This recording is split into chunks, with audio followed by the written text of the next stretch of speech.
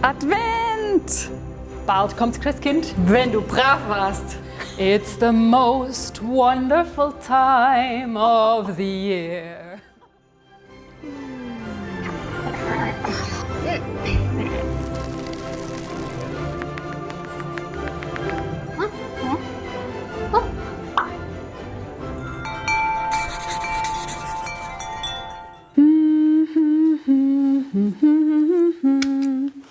Ja, Last Christmas.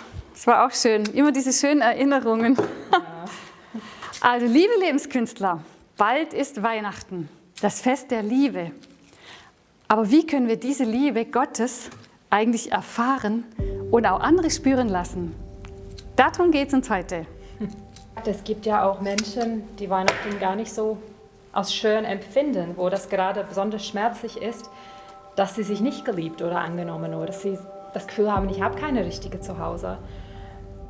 Für die ist doch Weihnachten nicht gerade so the most wonderful time of the year, gell? Klar, man merkt jetzt auch, weißt du, so durch Corona, wir haben das oft ja auch selbstverständlich genommen, gell, dass man sich treffen konnte. Und dieses Jahr ist dann schon die Frage, wie das wird.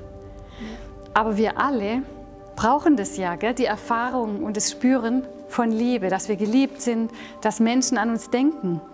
Weißt du, da gibt es auch manche Menschen, die haben eine besondere Liebesfähigkeit. Zum Beispiel, da ist eine Mutter von einer Familie, die hatte 6 eigene Kinder.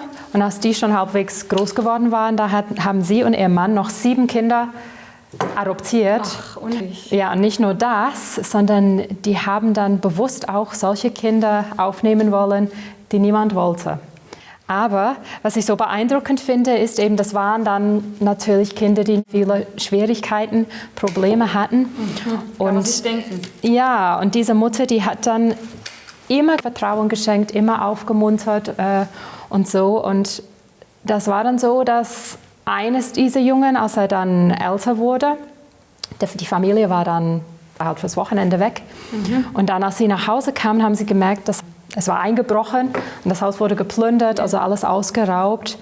Und die Mutter hat geahnt, also dieser eine Junge war seit einiger Zeit in so einer Bande mit drin, mit Drogendealer und so weiter. Okay. Und die hat da geahnt, was da passiert ist und kam dann in Gewissenskonflikte, was soll ich machen, soll ich das anzeigen, wie geht das und so weiter. Aber ich habe gedacht immer, also diese Mutter, die war für mich ein richtiges Beispiel, Liebe schenken, auch wenn ich nicht erwarten kann, dass das wirklich zurückkommt, auch wenn ich so enttäuscht werde. Gell?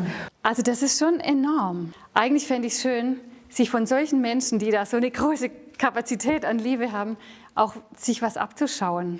So ein bisschen was davon irgendwie zu lernen, wie kann denn Liebe verschenkt werden oder wie kann das auch nochmal wachsen in uns, dass wir auch so mehr Kapazität haben. Ja.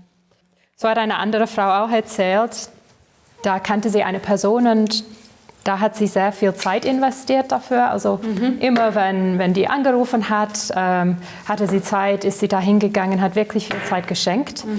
Aber wenn sie was brauchte, da war keine da. Fehlanzeige. Genau, also das war irgendwie wie eine Einbahnstraße, diese Liebe. Und das hat sie irgendwie gestört oder traurig gemacht. Und dann las sie eines Tages in einem Buch einen Spruch, das hieß, mach dir keine Sorgen, wenn Menschen nur dann an dich denken, wenn sie was brauchen.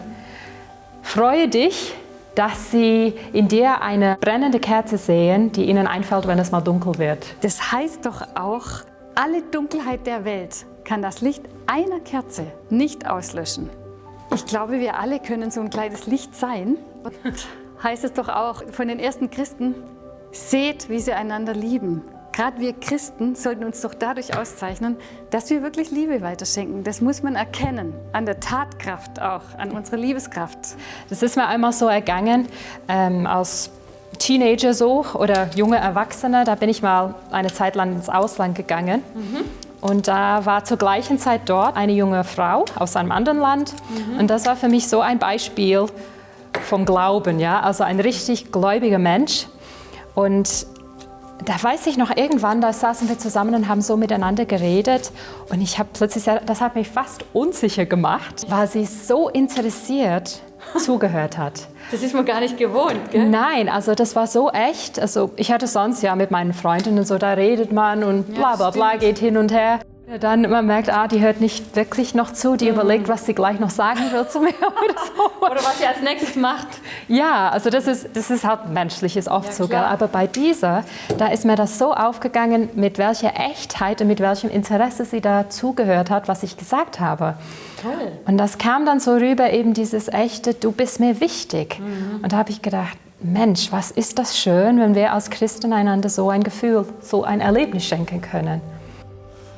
Weißt, da fällt mir wirklich auch die Stelle in der Bibel ein, wie Maria, die selber schwanger ist, als junge Frau, ihre Cousine Elisabeth besucht, weil sie hört, die ist hochbetagt, also in ihrem Alter ist sie noch schwanger geworden.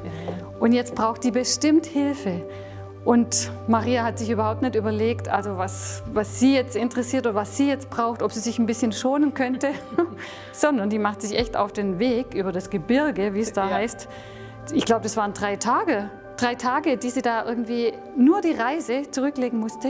Ja, da waren keine Flugzeuge. Aber weißt du, dieses ehrliche Interesse und keine Mühen scheuen irgendwie, um jemand anderen beizustehen, da zu sein, zu helfen, sich irgendwie nützlich zu machen sozusagen und Liebe zu schenken durch die Tat. Also lieben lernt man durch Lieben, heißt ja so schön. Und dann wächst es auch, unsere Liebeskraft. Das wäre schon schön. Ja, und weißt du, es ist auch wichtig, dass die Liebe Gottes braucht auch diese menschlichen Touchpoints sozusagen, wo die Gnade auch ankommen kann. Genau. Und überspringen kann auf den anderen. Und dadurch wächst ja auch was, wächst die Liebe, wächst die Freude in uns. Das sind wir. Und im Grunde kann das ja wirklich jeder von uns. So. Ja. Jedes kleine Licht in der Dunkelheit und dann gemeinsam sind wir ein Lichtermeer. Ganz viele kleine Lichter zusammen. Schön, guck mal. Also wir laden euch ein, dort wo ihr seid, an eurem Platz ein kleines Licht zu sein. Für wen können wir in dieser Adventszeit als Christen gemeinsam ein bisschen Licht in die Dunkelheit hineinstrahlen? Macht ihr mit? Bis zum nächsten Mal.